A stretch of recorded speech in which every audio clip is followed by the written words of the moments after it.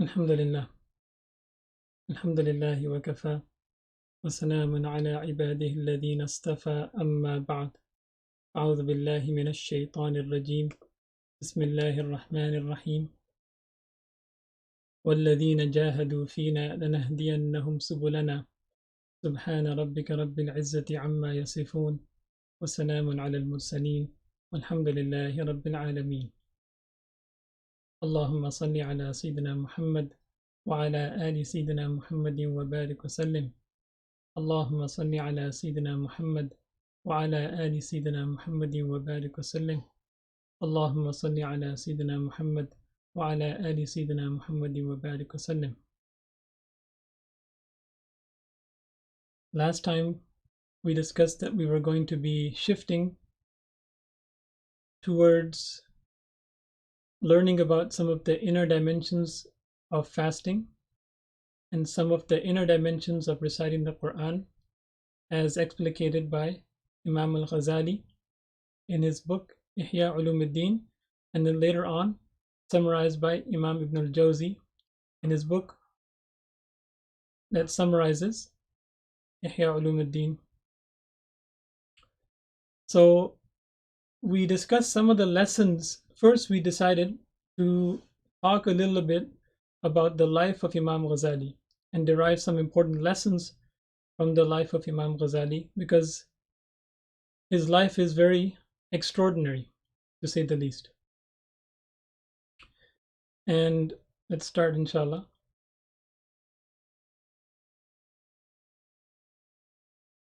So one thing that we discussed was the fact that a person may have a high status, but deep down inside, the person really knows who they are. For example, you may be a person that people think is very pious. You may wear a hijab, a niqab, a turban, white clothes. You may have a big beard. You may be seen in the masjid very often. And people, they would generally think that a person that does those kind of things, that looks like that dresses like that, is a pious person. But you yourself know deep down inside who you really are, your inner reality, what's in your heart, what's your prayer like, what do you act like when people are not looking, quote unquote, right? That kind of inner hypocrisy that exists inside a person. And part of tazkiyah, part of becoming spiritually sound and attaining islah of the nafs, is removing that dual nature that exists within people. It's to become one true person in and out, right? What you see is what you get. It's not that outside you look like a saint and inside,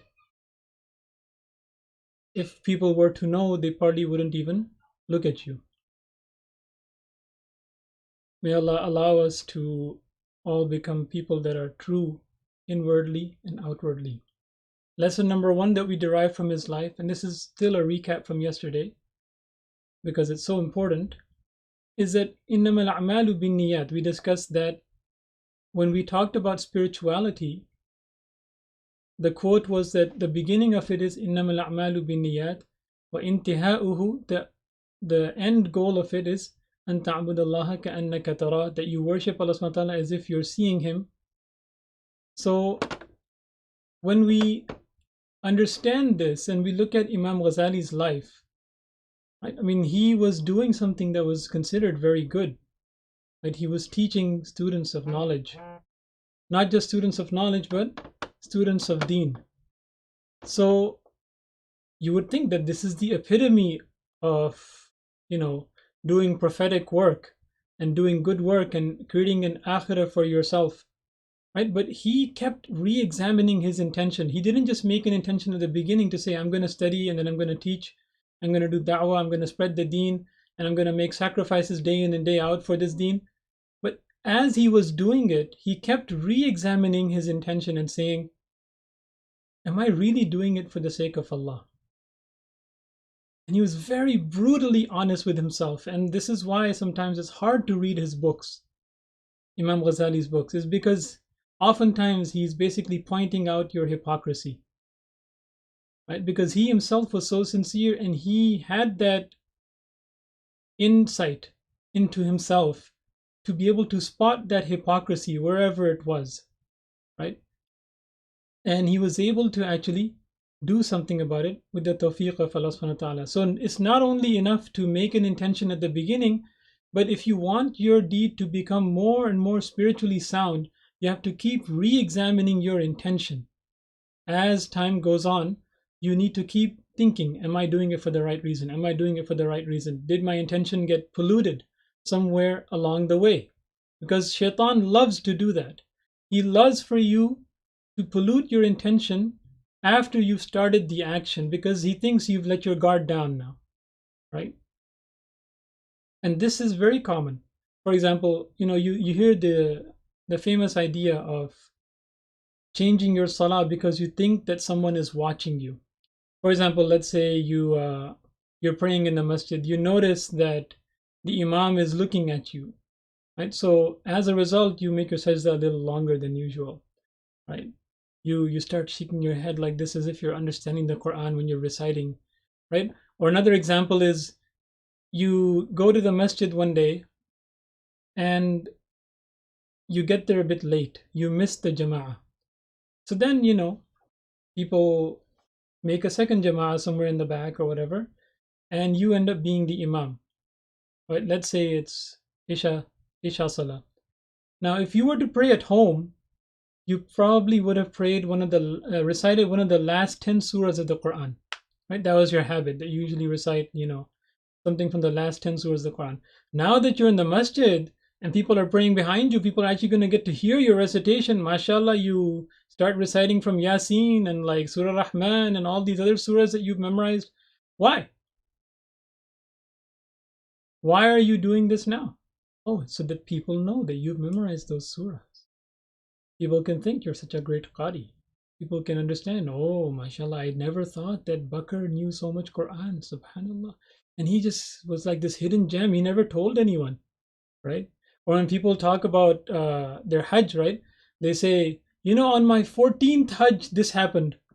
Like, brother, no one needs to know that it was your 14th Hajj to tell them the story, but you're just squeezing it in there so that people know that you performed, mashallah, 14 Hajj. Right now they'll call me Haji Sahib. They don't really know who I am actually. Now they'll know that I actually, that guy who came back after one Hajj, they call him Haji Sahib. They should call me Haji Sahib. All this time you've been burning inside that you're not getting the attention and the respect that you deserve. Now that you mentioned you've done 14 Hajjs at least, now they'll finally know the greatness of this man. So constantly examining and re-examining your intention. Not only that, sometimes it's possible to do a deed and then destroy it later. You think you had it in the bank. Even while you were doing the deed, your intention was correct. But it's possible to actually destroy the deed afterwards. Why do I say this? Listen to the Quran.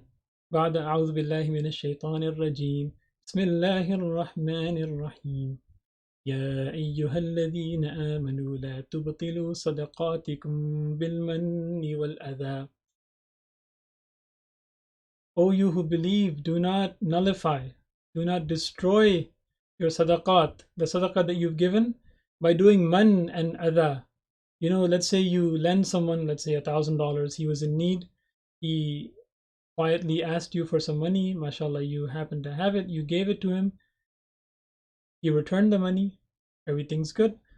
Now you start reminding him of your favor. That's man. And you say, oh, at that time when you were extremely desperate for some money, COVID happened, this, that, your business crashed, and you needed $1,000 and I gave it to you. Remember that time? Right? You're reminding him of your favor. You're essentially destroying the fact that you did that good deed for that person. Right? Even though you thought it was in the bank, that good deed was done, Shaitan loves it when you do that. All those good deeds that you got in the bank, the extra effort that you made, you can destroy them afterwards even. So you need to protect your good deeds. In fact, the pious people of the past, they used to do good deeds and they used to hide them the same way that people nowadays, they do bad deeds and they want to hide them. Right? They used to do good deeds and wish that nobody found out about their good deeds in order to keep their intention correct. Right? Sometimes, alhamdulillah, Allah Ta'ala exposes those good deeds even though you didn't want them to, and you can think of it as a advanced bashara, advanced glad tidings from Allah subhanahu wa ta'ala. When you didn't want people to find out, but they found out anyway, right? Sincerely, you didn't want them to find out, but they found out anyway. Alhamdulillah, that's a double blessing from Allah. You get the reward in this life, you get some benefit of it in this life, and inshallah, you'll get your reward as it is on the day of judgment, inshallah.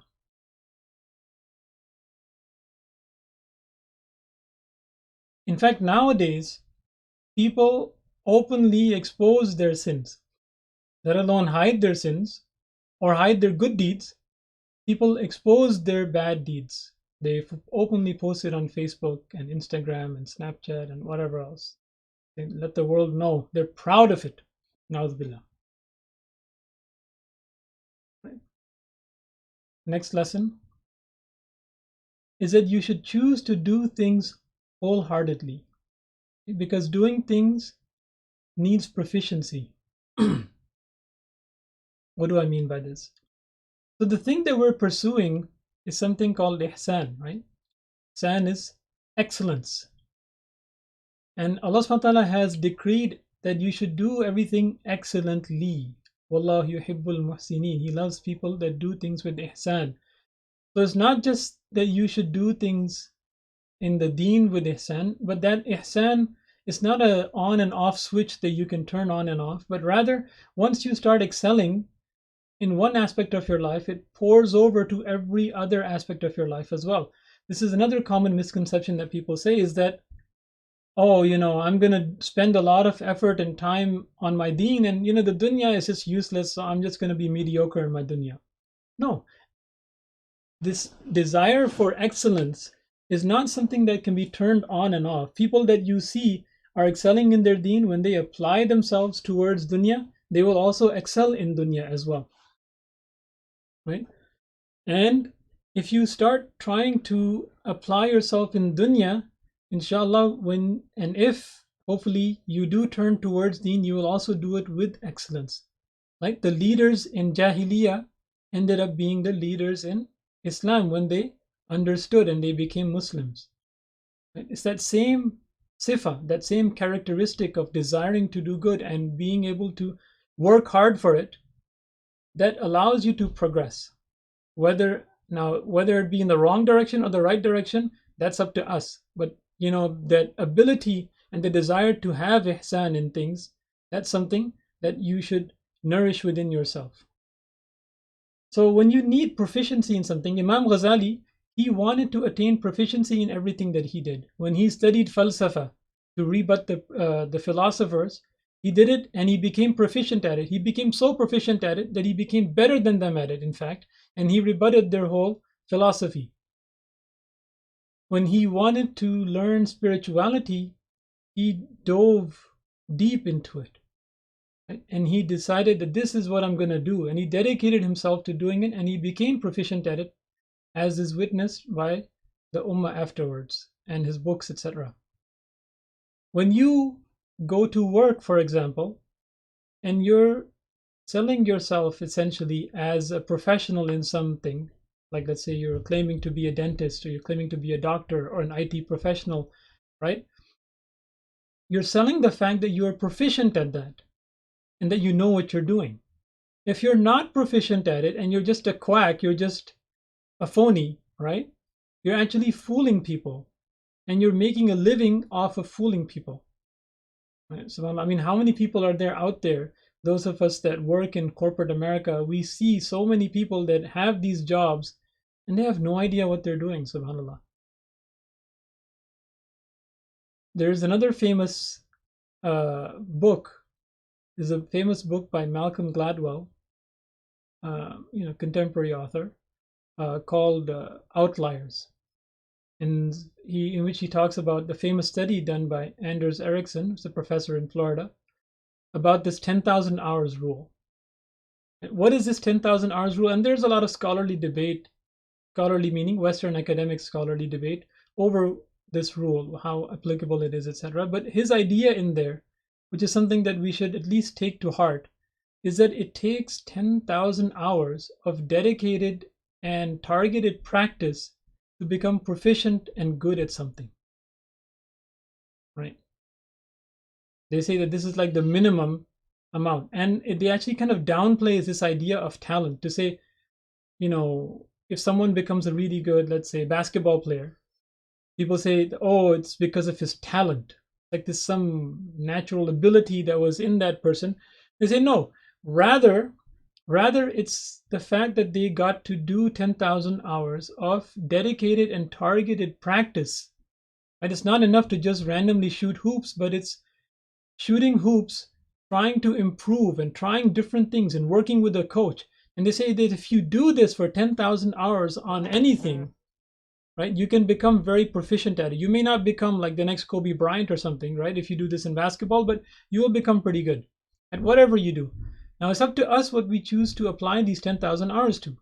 Right? We decide to apply these 10,000 hours to learning the tajweed of the Quran and recitation of the Quran, the memorization of the Quran, the fiqh of the Sharia, the hadith of the Prophet ﷺ, whatever it is, right? Something in deen that we decide that we want to become proficient and good at, we should do this, right? We should take this to heart and say, I will only be able to achieve proficiency in it, and it is my heart's desire to achieve proficiency and have ihsan in it, right? Because that is my ultimate goal, which is ihsan, that I need to put in the time and I need to do some dedicated practice, right?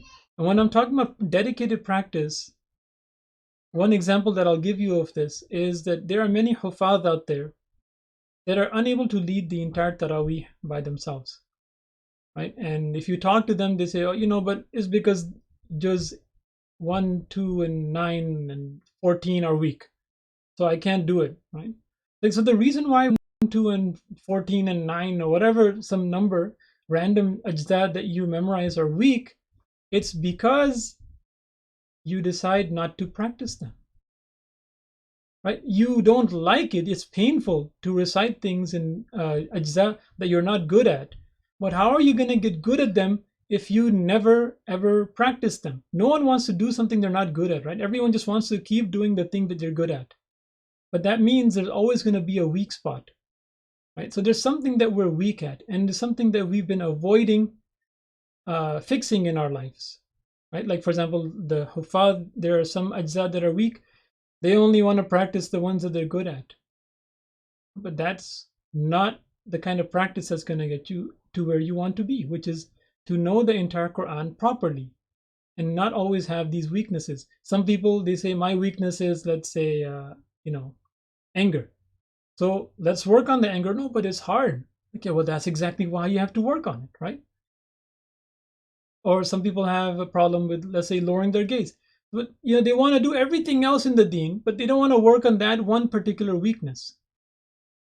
And this other hadith that I mentioned over here, كَادَ الْفَقْرُ أَنْ يَكُونَ كُفْرًا, which is the fact that the Prophet mentioned that it's close, it's very possible that faqr, poverty, leads to kufr, becomes kufr, right? Why? Imagine this, right? You're a person that goes to work in corporate America. You look different. You have a beard, you have a kufi on your head, you have loose clothing, whatever it is, right? You have to take a prayer break. You have to go to the bathroom and put your foot in the sink and make wudu. And you don't go out with the colleagues to drink and, to wine and dine the customers and so on and so forth. You don't socialize with them the way people socialize. You have to be proficient at what you do for them to keep you on the team, right? You have to be the best person on the team. And then they'll say, okay, well, Bakr, he doesn't come out with us to drink and stuff, but he's the best guy on the team. I mean, what would we do without him, right? But if you're like the worst person on the team or just the mediocre guy on the team, when it comes time to, let's say, lay off people or to downsize, they'll think, that Bakr guy, he's not that good. And plus, he just doesn't mesh well with the culture, right? They'll call it the corporate culture. He doesn't really mesh well with the team. Let's get rid of him. Right? So, and then when you lose your job, then out with that goes your deen, because your deen is essentially a protection for you. right? Your livelihood allows you the freedom to protect your deen. It allows you to, be able to go take trips to Umrah. It allows you to buy halal meat, which is a little more expensive. It allows you to, have a nice Islamic schooling for your kids, Sunday school fees, all this. So having money is not necessarily bad, right? Sometimes it is a protection for your deen, right? So we're going to end over there today. There's so many lessons, subhanAllah, from Imam Ghazali's life. Inshallah, we'll continue this tomorrow. May Allah Ta'ala give us all the tawfiq to be consistent. May He allow us to become proficient in the deen. Wa akhir da'wana. Alhamdulillahi Rabbil Alameen.